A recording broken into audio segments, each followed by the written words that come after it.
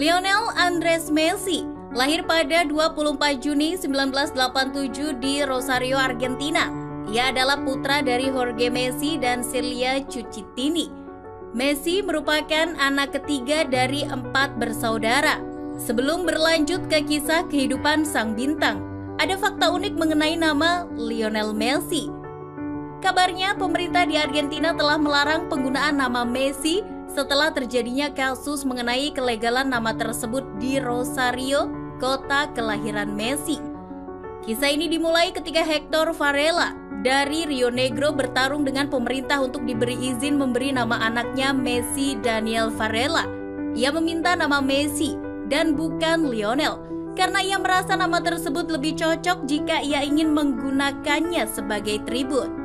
Varela kemudian dengan bangga mengatakan bahwa ia adalah ayah Messi. Sekarang untuk mencegah orang tua yang membanjiri untuk mengikutinya, undang-undang baru telah disusun yang membuat nama Messi menjadi ilegal.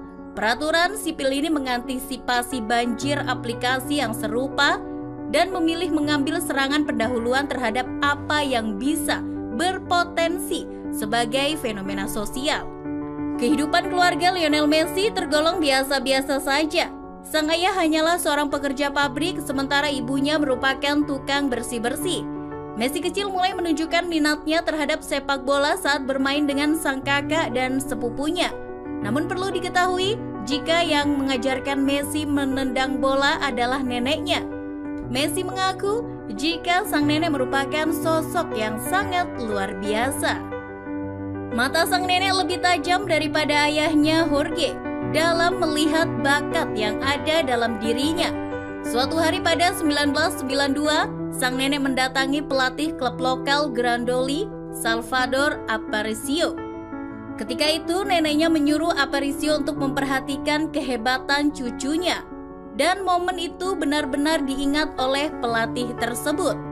Rumah Aparicio hanya berjarak beberapa blok dari rumah keluarga Messi. Sebagai tetangga yang baik, Aparicio memenuhi permintaan nenek Messi untuk menguji kemampuan cucunya. Dan sebenarnya Aparicio sendiri telah kerap mengamati Messi bila menendang-nendangkan bola ke tembok, trotoar ataupun yang ada di lingkungan mereka. 3 tahun setelah itu pada 1995, Messi berhasil menembus klub anak-anak milik Newell's Old Boys, satu dari 2 klub besar di Provinsi Santa Fe. Dari situ cerita soal anak yang memiliki bakat sebesar Maradona pun mulai tersiar luas. Para penggemar Newell's Old Boy menjuluki Messi El Enano, si kerdil, sedangkan kakaknya Rodrigo memanggilnya El Pulga, si kutu. Kedua julukan itu merujuk pada fisik Messi yang mungil tapi merepotkan setiap pemain tim lawan. Sementara itu Carlos Morales, pelatih yang 4 tahun menangani Messi di Newell's, mengingat murid kesayangannya itu sebagai pemain yang pendiam. Neneknya tentu saja sangat bangga. Upayanya memompa bakat sang cucu tidak sia-sia. Sayangnya sang nenek tidak bisa melihat perkembangan cucunya lagi. Ia meninggal pada 1998 saat Messi masih berada di Newell's Old Boys. Untuk menghormati jasa salah satu orang paling dicintainya itu, Messi kerap melakukan selebrasi dengan mengangkat kedua tangannya ke atas. Hal tersebut tentu dilakukan untuk mempersembahkan gol yang dicetaknya kepada sang nenek. Tak lama setelah kematian neneknya, orang tua Messi menyadari jika anaknya memiliki pertumbuhan yang tidak normal.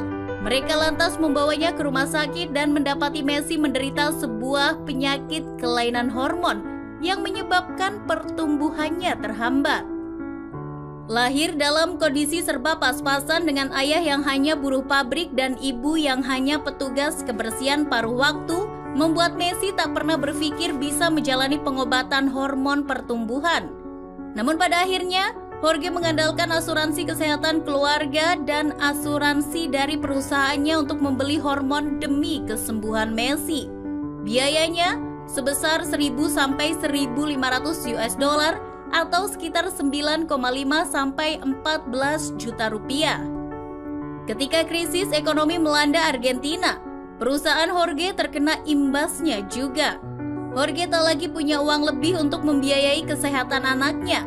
Presiden Newell's, Sergio Almiron, juga angkat tangan dan hanya bisa membantu dengan mengirimi Jorge uang sebesar 200 peso atau sekitar 500.000 rupiah sebanyak 2 kali. Jorge lalu berinisiatif membawa Messi ke klub yang lebih besar yaitu River Plate, salah satu klub ternama di ibu kota negara Buenos Aires. Akan tetapi River menampik karena tak mampu menanggung biaya pengobatan Messi. Kemudian, secerca harapan datang setelah Lionel Messi diminati oleh Direktur Teknis FC Barcelona, Charlie Rixach. Charlie mendengar kabar jika ada anak berusia 13 tahun yang memiliki kemampuan seperti Diego Maradona. Messi pun mendapatkan kesempatan untuk memperagakan permainannya di hadapan Charlie Rixach. Pria itu terkesima dengan skill Messi. Messi bersama ayahnya berada di markas Barcelona selama 2 pekan. Setelah itu Jorge sang ayah menggertak dengan meminta Blaugrana untuk segera mengontrak anaknya atau negosiasi ini tidak akan pernah terjadi lagi. Akhirnya dengan bermodal serbet restoran yang terbuat dari kertas, Lionel Messi menandatangani kontrak pertamanya bersama FC Barcelona. Di kemudian hari, kedua belah pihak mensyukuri kesepakatan yang mereka buat. Messi mendapat perawatan kesehatan dan memperoleh wadah yang tepat untuk bakatnya. Sedangkan Barcelona mendapat pelayanan istimewa dari Messi. Tinggi tubuh Messi pada usianya yang sekarang juga mencapai 1,7 meter, melebihi banyak dari sekedar 1,5 meter seperti diagnosis awal. Mulai bermain di Akademi La Masia, Messi dianggap bisu oleh rekan setimnya karena ia sangat jarang sekali berbicara. Meski begitu, Messi justru menjadi yang paling menonjol dan mulai berinteraksi dengan yang lain. Bakatnya dinilai spesial dan mendapat banyak sanjungan. Dalam rutinitasnya berlatih sepak bola, Lionel Messi tetap menjalani pengobatan berupa suntikan di kakinya. Kebiasaan itu berlanjut hingga Messi berusia 16 tahun. Dia menjalani debut dengan tim utama FC Barcelona pada laga persahabatan melawan FC Porto. Performa impresifnya membuat takjub banyak pihak dan mengesankan rekan setimnya saat itu, Ronaldinho. Perlu diketahui bahwa Ronaldinho juga merupakan sahabat pertama Lionel Messi saat berhasil masuk ke tim senior FC Barcelona. Sejak promosi ke tim senior Barcelona pada 2004, Messi langsung menjadi pemain andalan klub asal Catalonia tersebut. Namun Messi mengaku sempat canggung di awal karirnya bersama tim utama, terutama di awal-awal satu ruang ganti dengan pemain senior. Dirinya pun lalu didekati oleh Ronaldinho. Ronaldinho mengaku tidak sulit menerima Messi di ruang ganti Barcelona. Gelandang serang yang meninggalkan Camp Nou pada 2008 itu menganggap Messi sebagai pribadi yang mudah disukai. Hingga tepat pada 1 Mei 2005, Lionel Messi menandai gol pertamanya untuk FC Barcelona pada laga melawan Albacete. Golnya saat itu juga menjadikannya sebagai pencetak termuda untuk FC Barcelona. Setelah bermain sebagai pemain pengganti, Messi menemukan tempat utamanya di musim 2006-2007. Dia selalu menjadi pilihan utama pelatih hingga mampu meraih gelar luar biasa pada musim 2008-2009. Perlu dicatat juga bahwa Lionel Messi memulai debut untuk tim nasional Argentina di usia 18 tahun pada 2005 silam. Ia menjadi pemain pengganti di menit ke-65 pada pertandingan melawan Hungaria. Sayangnya debut La Pulga berlangsung kurang dari 1 menit karena ia terlibat dalam insiden dengan pesepak bola Hungaria Vilmos van Sack. Karena insiden tersebut, Messi harus rela keluar lapangan lebih cepat setelah mendapat hadiah kartu merah dari wasit. Pada musim 2008-2009, bersama FC Barcelona, Messi sukses membantu La Blaugrana meraih treble pertamanya. Ia menjadi pemain penting dan semakin dikenal seantero dunia. Berkat prestasi luar biasanya, Messi dinobatkan sebagai pemain terbaik dunia. Ia meraih gelar Ballon d'Or pertama di usia 22 tahun dan menjadi awal dari 4 gelar selanjutnya. Musim silih berganti, Lionel Messi terus menunjukkan permainan gemilangnya. Rentetan gol yang ia ciptakan sukses membantu FC Barcelona dalam meraih berbagai gelar bergengsi. Prestasi gol terbaiknya ia raih pada 2012 Ketika itu, La Pulga sukses menjebol gawang lawan sebanyak 91 kali. Jumlah tersebut menjadi yang terbesar dalam sejarah sepak bola dunia. Lionel Messi melewati tahun 2012 dengan catatan hebat setelah total membuat 91 gol di semua kompetisi. Dirinya mematahkan rekor gol terbanyak dalam satu tahun kalender yang sebelumnya dibuat Gerd Müller dengan 82 gol dan Pele yang berhasil melesakkan 75 gol.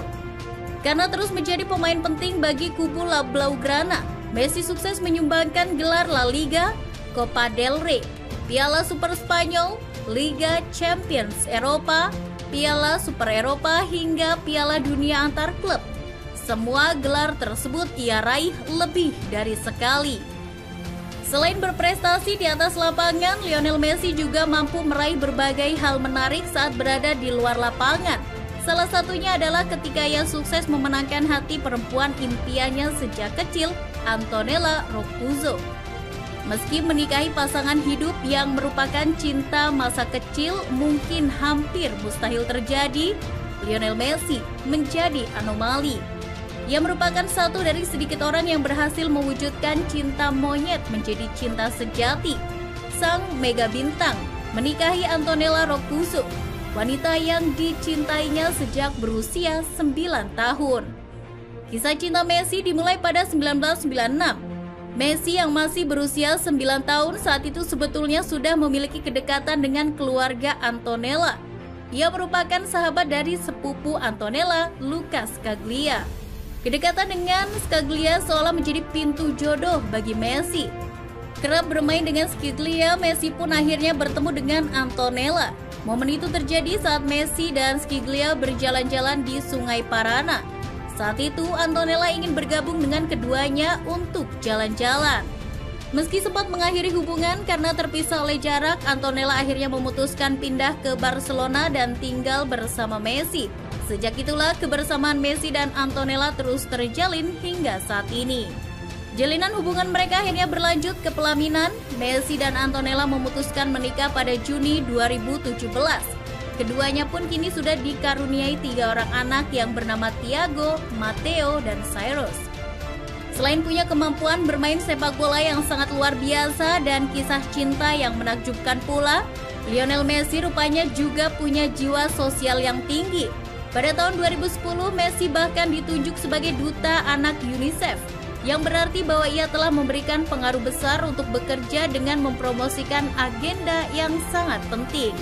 UNICEF sendiri merupakan bagian dari Perserikatan Bangsa-Bangsa yang berspesialisasi dalam membantu anak-anak dengan menjalankan program untuk para anak serta mempromosikan hak-hak anak di seluruh dunia. Ini dapat dilihat dalam bagaimana dia telah mengunjungi Argentina, Haiti, dan Costa Rica untuk meningkatkan kesadaran tentang masalah hidup atau mati yang dihadapi anak-anak di dunia. Bukti lebih lanjut dukungan Messi untuk misi UNICEF dapat dilihat dari saat dia menyumbangkan uang ke rumah sakit anak-anak di kota kelahirannya, Rosario. Pada tahun 2013, ia tercatat telah mendonasikan uang sebesar 600.000 euro atau setara 9 miliar rupiah untuk rumah sakit yang terletak di kawasan tersebut. Lalu sekitar tahun 2018, Messi terlibat dalam pembangunan pusat kanker di RS San Joan de Dieu. Setelah berkecimpung dalam dunia sepak bola dan melakukan hal-hal luar biasa lainnya, Lionel Messi akhirnya resmi dinobatkan sebagai atlet dengan bayaran tertinggi. Majalah Forbes merilis daftar atlet dengan bayaran tertinggi di dunia pada tahun 2019.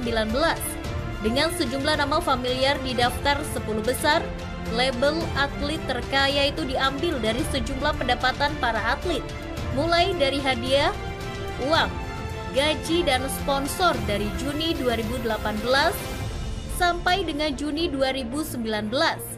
Sebanyak 100 atlet terkaya itu berasal dari 10 cabang olahraga dan dari 25 negara.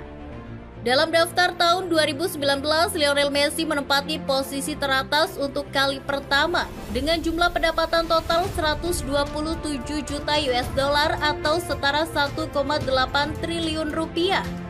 Ia mampu mengungguli Cristiano Ronaldo yang duduk di tangga kedua. Capaian itu terasa sepadan dengan apa yang telah dilakukan Messi selama ini. Meski telah berkarir selama lebih dari 10 tahun dalam dunia sepak bola, Lionel Messi tetap mampu tampil konsisten dan masih menjadi andalan bagi La Blaugrana. Bagaimana menurut kamu football lovers? Silahkan tulis komentar kamu di kolom komentar. Jangan lupa untuk like dan share videonya. See you!